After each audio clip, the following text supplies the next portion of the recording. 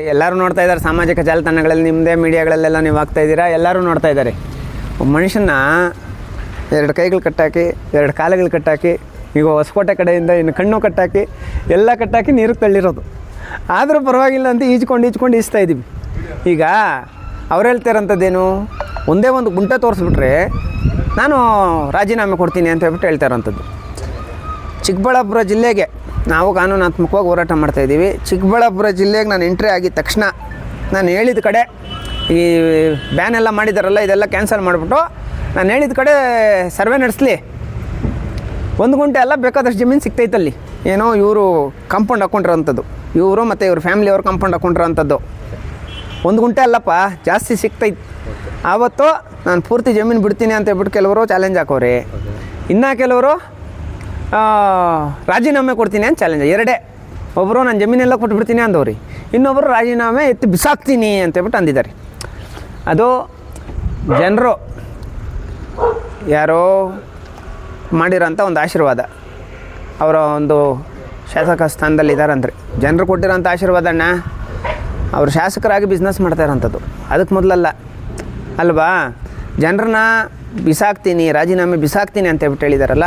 ನಾವು ಸನ್ಮಾನ್ಯ ಶ್ರೀ ಸುಬ್ಬಾರೆಡ್ಡಿ ಅವ್ರಿಗೆ ನಾವು ಹೇಳೋಂಥದ್ದೇನೆಂದರೆ, ನಿಮ್ಮದು ಏನೇನು ಹಗರಣಗಳು ಮಾಡಿದ್ದೀವೋ ಪ್ರತಿಯೊಂದು ಪ್ರೂವ್ ಮಾಡ್ತೀವಿ, ರಾಜೀನಾಮೆಗೆ ರೆಡಿಯಾಗಿ. 16 ವರ್ಷದಿಂದ ಹೋರಾಟ ಮಾಡಿದ್ದೀವಪ್ಪ, 16 ವರ್ಷ. ನಾವು ಪರ್ಮಿಷನ್ನು ಪ್ರತಿಯೊಂದು ವಿಚಾರದಲ್ಲಿನೂ ಒಂದು 5 ದಿನಕ್ಕೆ ಮೊದಲೇ ಕೊಟ್ಬಿಡ್ತೀವಿ, ಒಂದು 3 ದಿನಕ್ಕೆ ಮೊದಲು, 5 ದಿನಕ್ಕೆ ಮೊದಲು. ಹೊಸಕೋಟೆದು 3 ದಿನಕ್ಕೆ ಮೊದಲೇ ಪರ್ಮಿಷನ್ಗೆ ಲೆಟ್ರ್ ಕೊಟ್ಟಿದ್ದೀವಿ ನಾವು. ಇಲ್ಲ ನೀವು ಹೋರಾಟ ಮಾಡಿರಿ ಅಂತ ಹೇಳಬೇಕು, ಇಲ್ಲ ಮಾಡಬೇಡ್ರಿ ಅಂತ ಹೇಳಬೇಕು. ಏನೂ ಇಲ್ಲ, ಮಾಡಿರಿ ಅಂತ ಕೂಡ ಹೇಳಿಲ್ಲ, ಮಾಡಬೇಡಿ ಅಂತ ಕೂಡ ಹೇಳಿಲ್ಲ. ಏನು ಮಾಡಿದ್ರು, ಕೇಸೇ ಮಾಡಿಬಿಟ್ಟವ್ರಿ. ನಾನು ಕೂತ್ಕೊಂಡವನು ಹೊಸಕೋಟೆ ತಾಲೂಕು ಆಫೀಸ್ ಮುಂದೆ ಕೂತ್ಕೊಂಡವನು ಎದ್ದು ಆಚೆ ಬಂದಿದ್ದೀನಿ. ತಹಸೀಲ್ದಾರ್ ಅವ್ರ ಚೇಂಬರ್ಗೆ ಹೋಗಿಲ್ಲ, ತಹಸೀಲ್ದಾರ್ ಅವ್ರು ಬಂದು ನಮ್ಮ ಹತ್ರ ಏನು ಕಷ್ಟ ಅಂತ ಹೇಳ್ಬಿಟ್ಟು ಕೇಳೂ ಇಲ್ಲ. ಇದಕ್ಕೆ ಸಂಬಂಧಪಟ್ಟಂಗೆ ಕಾನೂನಾತ್ಮಕವಾಗಿ ಹೋರಾಟ ನಡೀತಾ ಇದ್ದೀವಿ. ಪ್ರೆಸೆಂಟು ಕೇಸ್ ಆಗೈತೆ, ಕೋರ್ಟಲ್ಲಿ ನಡೀತೈತಿ. ನಾವು ಹೈಕೋರ್ಟ್ಗೆ ಸಂಬಂಧಪಟ್ಟಂಗೆ ನಾಗರಿಕ ಹಕ್ಕುಗಳು ಮತ್ತು ಹೋರಾಟಗಾರರಿಗಿರೋಂಥ ಹಕ್ಕುಗಳಿಗೆ ಡ್ಯಾಮೇಜ್ ಆಗೈತಲ್ಲ, ಅದಕ್ಕೆ ಸಂಬಂಧಪಟ್ಟಂಗೆ ಕಾನೂನಾತ್ಮಕವಾಗಿ ಹೋರಾಟ ಮಾಡ್ತೀವಿ ಸರ್. ಈಗ ಈ ವಿಚಾರ ಎಲ್ಲಿಂದ ಎಲ್ಲಿಗಾಗಿದೆ ಅಂತ ಹೇಳಿದ್ರು ಒಂದಷ್ಟು ತನಿಖೆಗಳು ನಡೀಬೇಕು, ಲೋಕಾಯುಕ್ತ ತನಿಖೆ ಆಗಬೇಕು ಅಂತ ಸರ್. ನಾನು ಯಾವತ್ತೂ ನನ್ನ ಸಮುದಾಯ, ನನ್ನ ಜನ ಎಲ್ಲ ಕಡೆ ನನ್ನ ವಿರೋಧ ಮಾಡ್ಕೊಂಡೇ ಬಂದಿರಲಿ. ನಿರ್ಮಾಣ ಶೆಲ್ಟರ್ಸ್ ಮಾಡಿದಾಗ ನನ್ನ ಜನನೇ ವಿರೋಧ ಮಾಡಿದ್ರು, ಗೆದ್ದ ಮೇಲೆ ಅವ್ರು ಸ್ವಲ್ಪ ನಂಗೆ ಸಪೋರ್ಟ್ ಮಾಡಿದ್ರು ಅಲ್ವಾ.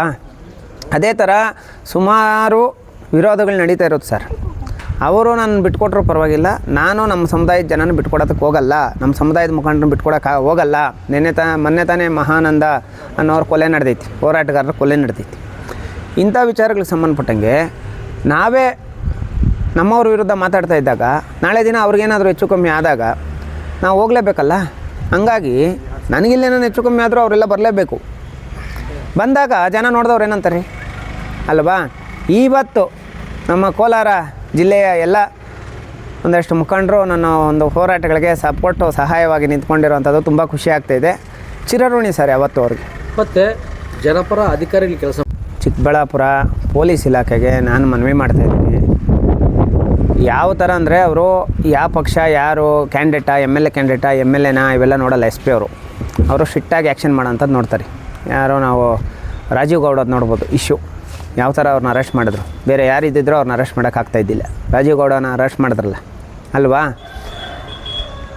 ಆದರೆ ನಿನ್ನೆ ನಡೆದಿರೋಂಥದ್ದು ಘಟನೆ ಬಂದು ನಾನು ಶಾಂತಿಯುತವಾಗಿ ಪ್ರತಿಭಟನೆ ಮಾಡಿಬಿಟ್ಟು ಬರ್ತಾಯಿದ್ದು. ಜನ ಕ್ರೌಡ್ ಜಾಸ್ತಿ ಸೇರ್ತಾಯಿದ್ರು, ಬಟ್ ಶಾಂತಿನ ಕದಡೋ ಅಂಥ ಕೆಲಸ ನಾನು ಮಾಡ್ತಾಯಿದ್ದಿಲ್ಲ.